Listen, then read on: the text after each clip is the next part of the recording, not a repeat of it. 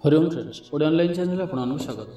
देखो आज भिडियोटी आम चर्चा करवा कर्कट राशि, सिंह राशि और कन्या राशि विषय में कि आपणकर आगामी समय किपर रहिबार अछि, अतीत में आपन साथ कौन घटी वर्तमान आपन साथ कौन घटुअछि और आगामी जीवन में आपन साथ कौन सब घटवाक अच्छी सबकि जाना भिडियोटी मध्यम आम पूर्व एक भिडियोटी मध्यम मेष राशि, वृष राशि और मिथुन राशि विषय कही आपको कि आगामी दिन मानक अन्य राशि मान विषय भी आम वीडियो प्रस्तुत करूँ। तो ये भिडियोटी निश्चित रूप आपन खूब कम आसो। ये भिडियोटी को निश्चित रूप शेष पर्यटन देखूँ।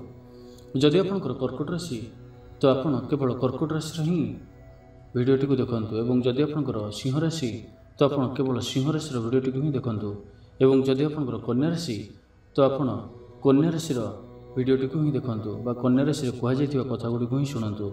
कारण एपर किसी कथा मान कहुई जहाँ आपण सहित घटी जाइए घटुची और आगामी जीवन में घटवाक जाऊँगी। भिडियोटी निश्चित रूप आपको पसंद आसो। जब भल लगे तो भिडियोटी को लाइक निश्चित करेंगे और अन्य अधिक अधिक शेयर करूँ, जहाँफल से ये भिडियोटी किसी कम आसपर। देखो आम समस्त जीवन में किसी न कि समस्या रही है। एमती कहीं व्यक्ति नहांती, एमती कौन राशि व्यक्ति नहांती जहाँ जीवन में किसी समस्या ना, तेबे समस्त समस्या मुक्ति पाइबा समस्ते इच्छा रखि था। समस्ते चाहती खुशी रही, किंतु आम किसी उपाय कहूँ। जदि आप किसी उपाय करती तो आप जीवन में आप खुशी रहीपर। परिस्थिति जहाँ भी था ना कहीं आप खुशी रहीपर। यह भिडियोटी आपंकर अतीत, वर्तमान, भविष्य सबकि विषय में किसी न कि कहुई। आप ध्यान सहित शुणु और से ही अनुसार आप समय को प्लां करूँ। तो बस जाना आप जदि कर्कट राशि व्यक्ति अटंती, कर्कट राशि व्यक्ति यह भिडियोटी को देखुंत तो जानतु जय है आपणकर मन। गत प्रश्न सब बहु चिंतार सहित एटाकू आसी भल कथा। एणिकी आपणकर चिंता दूर हेब। संतान प्राप्ति किंबा संतान उन्नतिर जोग आसूची। गृह में मंगलिक कार्य हेब। राजसम्मान भोग करेंगे। सदासर्वदा हृदय मध्य आनंदर ढेउ खेल। दशा बदलुची, मंद दशा परिवर्ते शुभ आसूची। आपण यथाशीघ्र शुभ समय शीघ्र भोग करेंगे। किंतु आप गोटे कथा ध्यान रखु कि आप पितामाता दूर रही आपंकर अमंगल हो। तो पितामाता यथेष्ट ध्यान रखु और से निकट रुहतु। कारण आपंकर प्रश्न बहुत महत्वपूर्ण कि आप जीवन में कहीं के दुखर रोचंती और आगु को आपंकर जीवन किपर रही विषयटी को भाविकी ही आप भिडियोटी को देखुं। तो आप जाणी कि आपंकर आगु को बहु कार्य शुभर समाधान हो। आप अधिक लाभ आशार धाई ताहा अक्लेशरे ही हाथ पाहांत को आसीज। अधिक चिंता करूँ ना। आपंकर अतीतर समस्त दुख कष्ट एवं दूर होगा जाऊँगी। नाना प्रकार आशार आप किंतु ताहा देहरु अधिकांश आशा आपंकर सफल हो। रोग पीड़ा जहाँ भी आप एपर्यंत भोग कर सब दूरे राजकार्य सुफल पाइबे और पारिवारिक जीवन में आपंकर शांति आसीज। तो आपंकर आराध्य भगवान होती हनुमान जी। आप हनुमान जी पूजा आराधना करूँ। प्रत्येक दिन हनुमान चालीसार पाठ करूँ। यह आपंकर जीवन में अशेष आनंद और अशेष उन्नति आनीदेव। एवं आप जदि कर्कट राशि व्यक्ति होता तो कमेंट बॉक्स में जय हनुमान अवश्य लिखतु। एवं आसतु आम जाना सिंह राशि विषय कि जदि आप सिंह राशि व्यक्ति यह भिडियोटी को देखुंत आपंकर अतीत, वर्तमान और भविष्य को नहीं किसी जानवा चाहूँगी तो कौन कहूँ प्रश्न भविष्य। देखु आपण पछ कथा भूली जातु। वर्तमान आपणकर सुखर समय आसी। विकास, विलास, व्यसनतार समय आसी। आपण को परम शांति मिल। यह छड़ा वर्तमान आपन जहाँ चिंता करछंती ताहा सहजरे ही समाधान हो। आज जाए गोटे मंद दशा चली से ही एत गुड़े मिलित फल भोग कर आ चिंता करूँ ना। शुभ समय आपणकर निकटरे। एथर आपण जीवन साथी कथार चिंतार विभोर होइजिबे। शत्रु माने पराजय वरण करेंगे। राजकार्य स्थान विशेष खूब शुभफल मिल। ध्यान रखु कि आपण अतीत को नहीं अधिक चिंता करूँ ना। अतीत वर्तमान मध्य फल नितांत फरक हो। ठकामी कले ठकीजे। शुभदशा आसीथिबारु आपण शुभफल पाइबे। कारण वर्तमान आपन लगे विशेष लाभ और सम्मान प्रश्न आसूची बा बहु दुख भावना वर्तमान हजिज। आप यथार्थ कर्म कर चलतु। फल आपंकर पछे पछे शुभ नहीं पहुँचाईदेव। कौन पदपदवी आप सम्मानित होगा जाऊँगी। सम्मान उन्नति देखि आप आत्मविभोर हे। अनेक दिन स्त्री हेतुक चिंता आपंकर दूर हो। गृह में मांगलिक कार्य किसी संपादन हो पारे। आप चिंतार रुहतु ना। ଅଧିକ ଚିନ୍ତା କରନ୍ତି। ଆପଣଙ୍କର ଗୋଟିଏ ଦୁର୍ଗୁଣ ହେଉଛି ଆପଣ ପ୍ରତିଟି କଥାକୁ ନେଇକି ଅଧିକ ଚିନ୍ତା କରନ୍ତି। ଚିନ୍ତା କରିବା ଖରାପ ନୁହେଁ, କିନ୍ତୁ କୌଣସି ବିଷୟକୁ ନେଇ ଅଧିକା ଚିନ୍ତା କରିବା ଆଦୌ ଠିକ୍ ନୁହେଁ। ଆପଣ ଯେତେ ଗୁଡ଼ିଏ ବି ଭଲ ଲୋକ ଦେଖନ୍ତୁ, ଯେଉଁମାନେ କି ରାଜପଦରେ ଅଛନ୍ତି, ସେମାନେ ଅଧିକ ଚିନ୍ତା କରନ୍ତି ନାହିଁ। ଯାହା ନିର୍ଣ୍ଣୟ ନିଅନ୍ତି ସେଥିରେ ହିଁ ଲାଗି ରୁହନ୍ତି। ସେଥିପାଇଁ ସେମାନେ ଜୀବନରେ ବହୁତ ସକ୍ସେସ୍ ପାଇଥାନ୍ତି। ଆପଣ ମଧ୍ୟ ଏହି କଥାକୁ ଧ୍ୟାନ ରଖନ୍ତୁ। ପାରିବାରିକ ଶତ୍ରୁ ଆପଣଙ୍କର ଦୂର ହୋଇଯିବେ। ବାହାର ଶତ୍ରୁ ମଧ୍ୟ ଆପଣଙ୍କର ମିତ୍ର ପାଲଟିଯିବେ। ଧାର ଉଧାର ଯାହା କିଛି କରିଥିଲେ ତାହା ଏବେ ସୁଝିଯିବ। ମାନସିକ ଚିନ୍ତା ରହିବ ନାହିଁ। ନୂତନ ଆୟର ପନ୍ଥା ଆପଣଙ୍କୁ ଖୋଲିଯିବ। କିଛି ନୂତନ ବିଦ୍ୟା ଆପଣଙ୍କୁ ପ୍ରାପ୍ତ ହେବ। ଆପଣଙ୍କର କାର୍ଯ୍ୟ ଆଣିକି ଶୁଭପ୍ରଦ। ମନ୍ଦ ଦଶା ଖୁବ୍ କମ୍ ସମୟ ମଧ୍ୟରେ ଦୂର ହେବାକୁ ଯାଉଛି।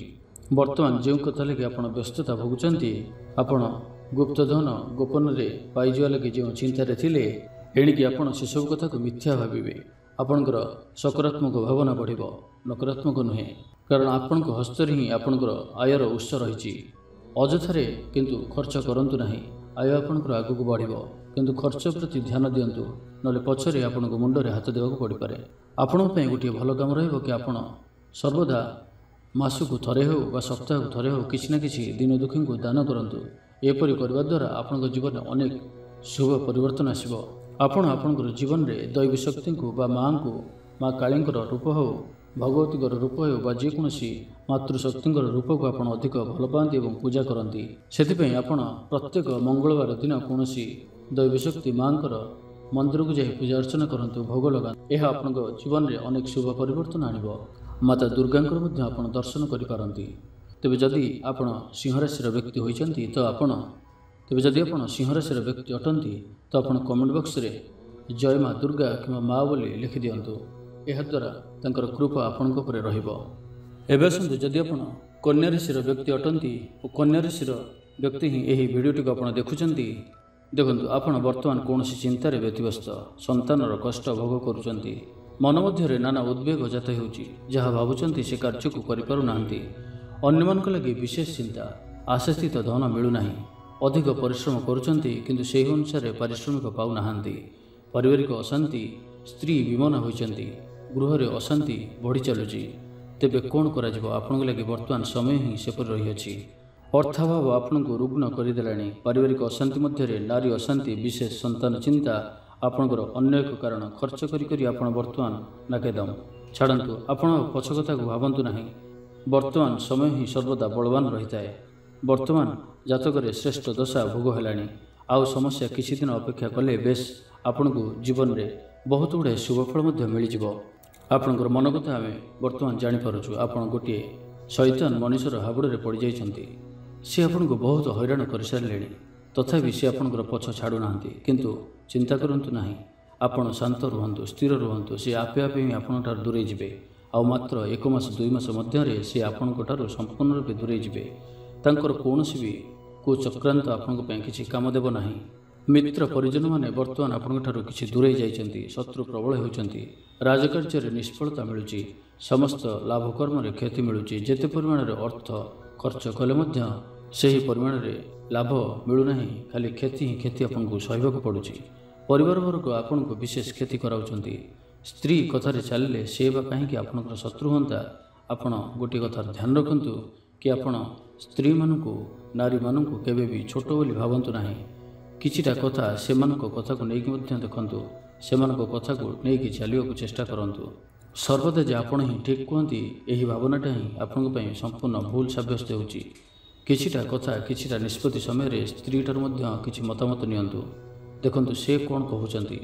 ଏପରି ଚାଲିଲେ ଆପଣଙ୍କର ସମସ୍ୟା ନିଶ୍ଚିନ୍ତ କିଛି କମିଯିବ।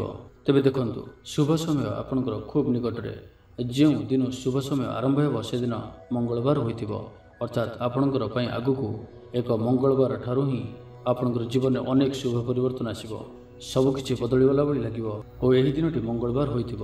ଆପଣ ଆଦୌ ବିଶ୍ୱାସ କରିପାରିବେ ନାହିଁ ଯେ ଏତେ ଗୁଡ଼ିଏ ଦୁଃଖକୁ ଖଣ୍ଡନ କରି ଶୁଭ ଫଳ କ'ଣ ଆପଣ ଭୋଗ କରିପାରିବେ। କିନ୍ତୁ ଏହା ସତ, ଆଗକୁ ଆପଣଙ୍କ ପାଇଁ ବହୁତ ଭଲ ସମୟ ଆସୁଅଛି। ଏବେ ଆପଣଙ୍କ ପାଇଁ ଯାହା ବି କିଛି ସମସ୍ୟା ରହୁଛି, ଆପଣ ସେସବୁକୁ ସହଜରେ ହିଁ କାଟି ଦିଅନ୍ତୁ। ସେମିତି ହିଁ ଯିବାକୁ ଦିଅନ୍ତୁ। ଦେଖିବେ ଆଗକୁ ବହୁତ ଭଲ ସମୟ ଆସୁଅଛି। ସେ ଯାହା ହେଉ ଆପଣ ଆଉ ଚିନ୍ତା କରନ୍ତୁ ନାହିଁ। ସନ୍ତାନ ପରିବାରର ଆନନ୍ଦ ପାଇବେ। ଆପଣଙ୍କର ମନ୍ଦ ଦଶା କଟିବା ପରେ ଶୁଭ ଦଶାଟି ଆରମ୍ଭ ହେବ। ଆପଣଙ୍କୁ ଆଉ ଚିନ୍ତାକୂଳ ପରିସ୍ଥିତିରେ ପଡ଼ିବାକୁ ହେବ ନାହିଁ। ଯେଉଁ କାର୍ଯ୍ୟ ନିମନ୍ତେ ଗୁଡ଼ାଏ ଦିନ ଭାବନାରେ ବିତାଉଥିଲେ ସେ କାମର ସମାଧାନ କରିବାକୁ ଆପଣ ଆଉ ଅଳ୍ପ ସମୟ ଲାଗିବ। ମିଳିମିଶି କାମ କରନ୍ତି ତ ଆପଣଙ୍କର ଶକ୍ତି ବଢ଼ିଯିବ। ତ ଏହା ଆପଣଙ୍କୁ ଧ୍ୟାନ ରଖିବାର ଅଛି। ଏବେ ଯେଉଁ ଆପଣଙ୍କ ପାଇଁ ସମୟ ଖରାପ ଚାଲୁଅଛି, ଯାହା ବି କିଛି ଆପଣଙ୍କର ସମସ୍ୟା ହେଉଅଛି ତ ତାହାର ସମାଧାନ ପାଇଁ ଆମେ ଏକ ପ୍ରତିକାର ରୂପେ ଆପଣଙ୍କୁ ଗୋଟିଏ କଥା କହୁଛୁ, ଆପଣ ତାକୁ ନିଶ୍ଚିନ୍ତ କରିକି ଦେଖନ୍ତୁ। ଆପଣଙ୍କର ଖୁବ୍ ଶୀଘ୍ର ହିଁ ଭାଗ୍ୟରେ ପରିବର୍ତ୍ତନ ଆସିଯିବ। ଦେଖନ୍ତୁ, 500 ଗ୍ରାମ ଉଷୁନା ଚାଉଳ, 500 ଗ୍ରାମ ଗୋଟା ବିରି ଏବଂ 7 କେରା ଦୁବ, ଏହି 3ଟି ଜିନିଷକୁ ନେଇ ଗୋଟିଏ ଷଣ୍ଢକୁ ଖାଇବାକୁ ଦିଅନ୍ତୁ। ଏପରି ଯଦି ଆପଣ କରନ୍ତି ଦେଖିବେ ଆପଣଙ୍କର ସମୟ ଖୁବ୍ ଶୀଘ୍ର ହିଁ ପରିବର୍ତ୍ତନ ଆସିଯିବ। ଯାହା ବି କିଛି ଗ୍ରହ ବାଧା ଆପଣଙ୍କର ରହୁଅଛି ତାହା ସବୁ ଦୂରେଇଯିବ ଏବଂ ତା ସହିତ ଆପଣଙ୍କ ପାଇଁ ମା ଦକ୍ଷିଣକାଳୀଙ୍କର ପୂଜା କରିବା ଏବଂ ତାଙ୍କର ଆଶୀର୍ବାଦ ନେବା ଆପଣଙ୍କୁ ସମସ୍ତ ପ୍ରକାର ବିପଦରୁ ବାଧାରୁ ଦୂରେଇ ରଖିବ। ତ ଏହି କଥା ପ୍ରତି ଆପଣ ଧ୍ୟାନ ରଖନ୍ତୁ ଏବଂ ଦକ୍ଷିଣକାଳୀଙ୍କର ଦର୍ଶନ କରନ୍ତୁ। ଏବଂ ଯଦି ଆପଣ କନ୍ୟା ରାଶିର ବ୍ୟକ୍ତି ହୋଇଥାନ୍ତି ଏହି ଭିଡ଼ିଓଟିକୁ ଦେଖୁଛନ୍ତି ତ କମେଣ୍ଟ ବକ୍ସରେ ଜୟ ମା କାଳୀ ବୋଲି ଅବଶ୍ୟ ଟାଇପ୍ କରନ୍ତୁ ବା ଲେଖନ୍ତୁ। ଏହାଦ୍ୱାରା ମାଙ୍କର କୃପା ଆପଣଙ୍କ ଉପରେ ନିଶ୍ଚିନ୍ତ ରହିବ। ତ ଏ ଭିଡ଼ିଓଟି ଭଲ ଲାଗିଥିଲେ କମେଣ୍ଟ ବକ୍ସରେ ଜୟ ହନୁମାନ ଅବଶ୍ୟ ଟାଇପ୍ କରନ୍ତୁ।